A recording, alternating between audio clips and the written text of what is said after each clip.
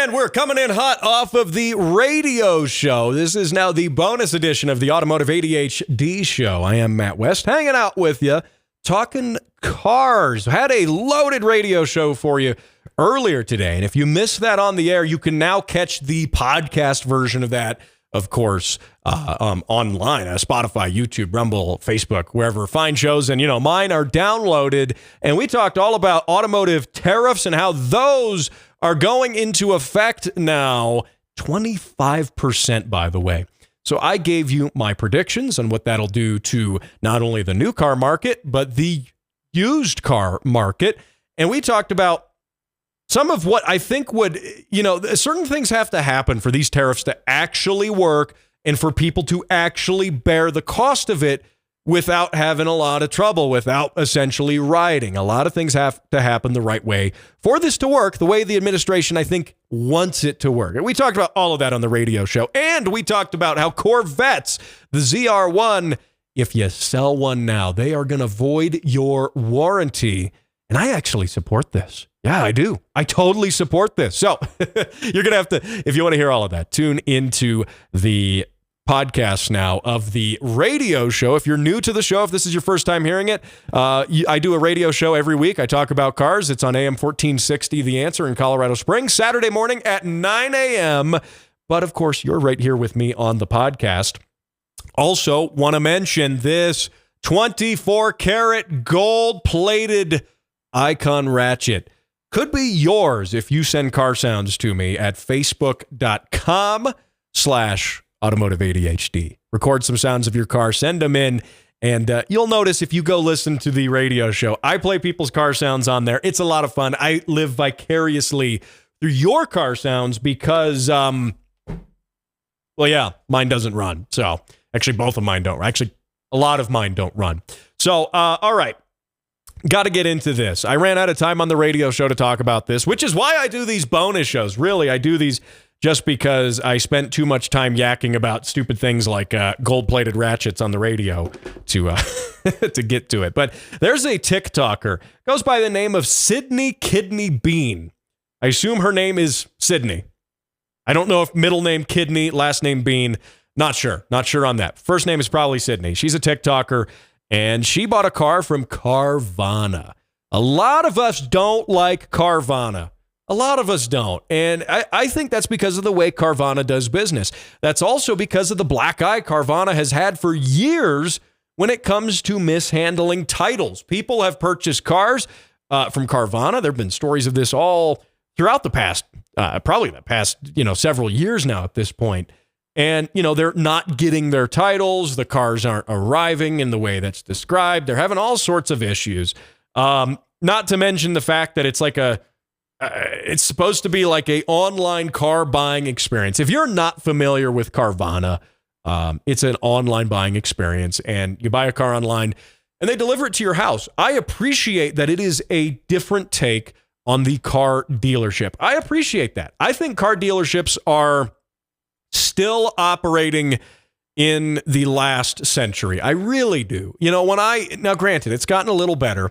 When I was in college, I spent some time working at a car dealership. I was probably the worst car salesman in the world, and that's because I actually like cars, and I'm a car guy. I'm a car enthusiast, and that's actually, I think, to your disadvantage when you're selling cars, because you know how stupid and garbage some of the stuff you're selling is, but you really got to pretend that you love it and that you like it. So I did not make for a very good car salesman. I sold some cars, and it was fine. But even then, the dealership at the time, and we're pushing on, I guess, more than 10 years now. This was somewhere in that 10-year ballpark, I want to say. And the dealership had, and this was, websites and buying cars online and doing all your research online had already been well established here. I mean, really, even for, maybe another 10 years more than that, essentially. And the issue is the car dealership operated as if people couldn't view cars online. They had this idea of, you've got an up. An up is a customer walking. Okay, you got this up coming up here and an up coming up.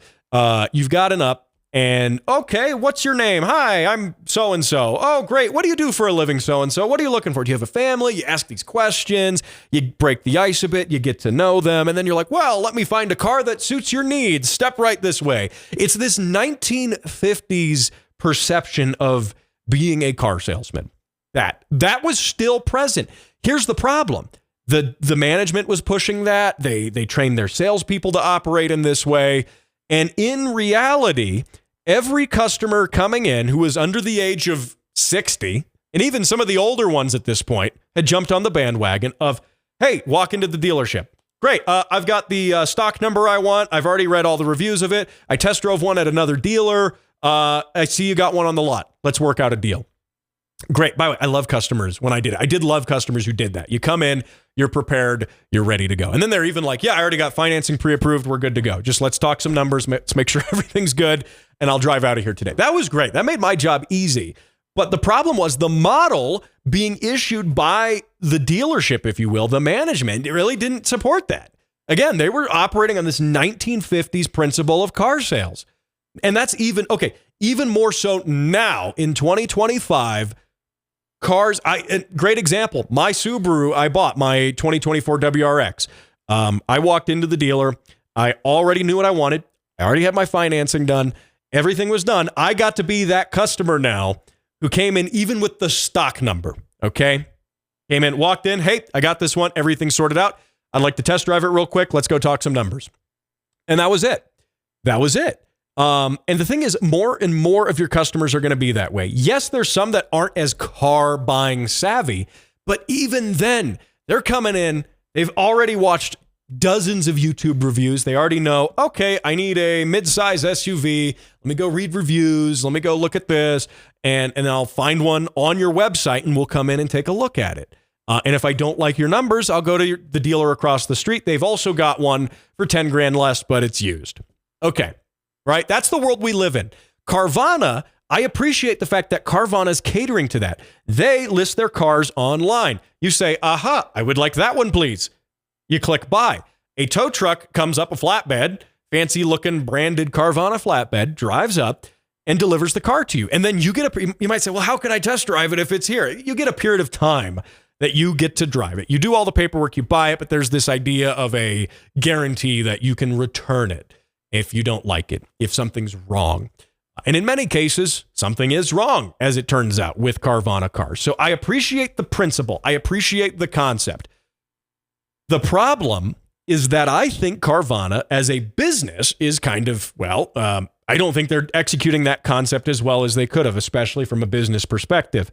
And they have introduced a new, probably in response to the slew of titling issues that they have been accused of, they've implemented a new system where it's a instant title, basically. It's like 60 seconds. It's all digital. It's all automated.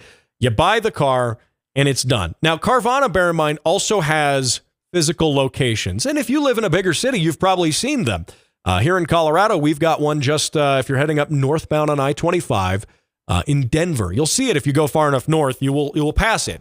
And it's a giant clear building with a bunch of cars in it. And it's got this cool car elevator. It is a car dealership, but vertically stacked. Again, a cool concept if it worked correctly.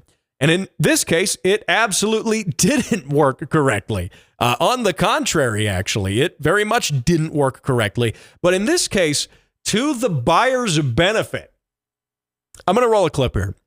This is from Miss Sydney Kidney Bean on TikTok.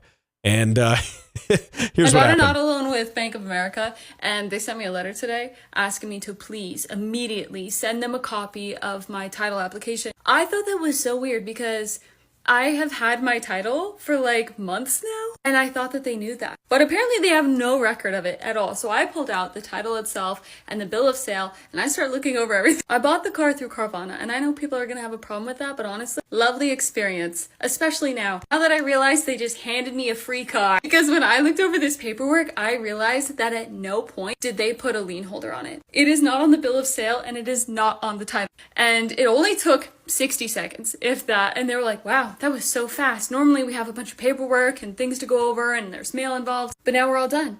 I'll tell you what, it was the easiest titling process that I've ever heard of. Not only did he on the bill of sale recognize that I am the only owner of the vehicle, that there are no liens on it at all, no loans, nothing, but I also received confirmation from the state I have the actual title saying I am clear and free of all liens and loans. So if you purchased a car, I'm going to distill this down very simply. If you purchased a car with a loan, you used a bank loan, whether it's through the dealership or your own bank, and you just suddenly got the title, even though you haven't probably paid your first payment on the loan, something is wrong. Something is very wrong. Now, is it wrong against you? Not really. It is kind of wrong in your favor. Think of it like a monopoly board. Bank error in your favor. Withdraw a free car. Now, granted, to Sydney Kidney Beans' point here, I didn't play her entire video because it was a little long, and she did say at the end of her video, "I'm going to do the right thing, though. I'm gonna let everyone know. I'm gonna let the bank know. I'm gonna let the dealership know. We'll figure it out. I'm gonna do it the right way." And so good on her. She is a TikToker with some morals. In fact, she actually might be the first one. This might be TikTok might be turning a new leaf. I think she's the first one with any sense of common sense, actually. This is staggering, by the way. Of course, you can find the Automotive ADHD Show at Automotive ADHD Show on TikTok. Anyway, so she's going to do the right thing here. She's going to do all of that. But she did say later on, is she going to go too much effort to do it? She's like, no, it's not my problem. Frankly, it's not my problem. She's going to let them know, and they're going to figure it out. And so here's the thing. This is Carvana. This is totally Carvana. This has got Carvana written all over it. Because, okay, they implement a new system. Great. It doesn't work. Gives the title to the owner. Well, not the owner, but the person who pulled out the loan, essentially. And the lien holder goes, i.e. the bank, who just paid this money for the car. The bank goes, well, gosh, that $30,000 car, we just paid $30,000 for it. We should get the title. Then you pay us back. You finish the loan.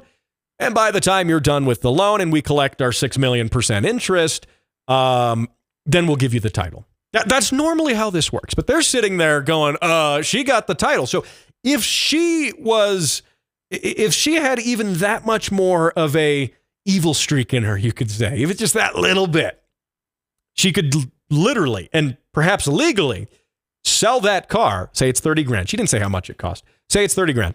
She got a loan for it. Sell the car and then pocket the 30 grand and just default on the loan, because why would you pay it? There's no collateral at that point. I'm glad she's not doing that. I'm glad she's actually doing the right thing. But technically speaking, she could do that. Now, is it legal? Yeah, she's got the title. Would you not incur some sort of civil lawsuit after the fact? You probably would.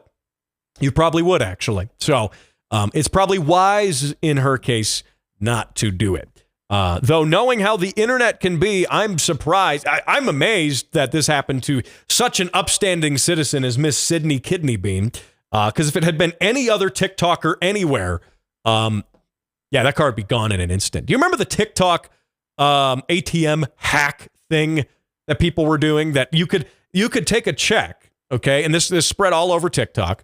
You could take a check, deposit it at your ATM, and most of the time, the bank, like if you actually deposit the physical check at the ATM, it will let you withdraw a portion of that check. It doesn't always let you cash the whole check until that obviously clears on the back end, but you could withdraw a portion of that. Say it's $1,000 check, it lets you withdraw $200. So people were writing fake checks, depositing them in the ATM. The ATM lets them withdraw $200 before it clears, just as a goodwill type thing. And then they take the $200, the check bounces, and then they go and they do it again at another bank and another bank and another bank until, I guess, eventually there's no bank that will write them that'll make an account with them until they get blacklisted by all of the banks. And so that's the sort of trend that happens on TikTok. And most of the users went and did that. And then, by the way, they were all surprised when the banks got together and said, hey, we need that money back and we're filing some sort of civil action against you to get that money back. And we may even file a criminal action against you to get that money back. And everyone went, what? What do you mean this is criminal? I just saw it on TikTok. Yeah, not everything you see on TikTok is a good idea, for the record, except if you're on my page, by the way, at Automotive ADHD Show. It should be, I think it's actually at Automotive ADHD Podcast. Joke's on me. I don't even know what my own TikTok is. I do post on there, though, with various musings working on cars and doing stuff not in front of the microphone here. So anyway, I think that Carvana probably is going to learn their lesson on this. Again, I commend them for the principle. I also even commend them for the principle of this titles, this new electronic way of processing a title. It is so slow processing titles and paperwork still. We live in 2025.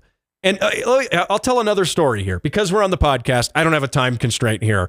And I'll tell you another story and this is very recent with my new Subaru. I went to go register my new Subaru because my 60-day temp tag was expiring.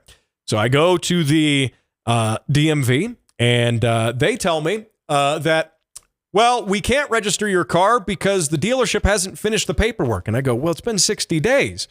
Well, yeah, the dealership just hasn't finished the paperwork. They're a little slow on it. I go, well, can I register my car? No, you can't register the car. And then they say, I go, all right, can I call the dealership right now? Get the paperwork. They'll email it to you or fine. They'll even fax it to you. Okay. All right. And they said, yeah, no, we need them to mail it to us with certified mail. We need the original copies, certified mail. Why? We live in this amazing era. We have all of these amazing innovations of modern technology. We live in the future practically. I'm talking to you here on the internet from my garage, and I just did a radio show from my garage, okay? And I have a Honda that doesn't run. Well, that doesn't really support my point. Ignore the Honda. But we live in this world of technological marvel. There's flying machines. There's stuff known as cryptocurrency. There's all of this amazing technology, the internet. AI is going to take over the universe here shortly. I assume that'll be in the next maybe week or two that the AI apocalypse will be coming and the Terminators. It's all going to happen.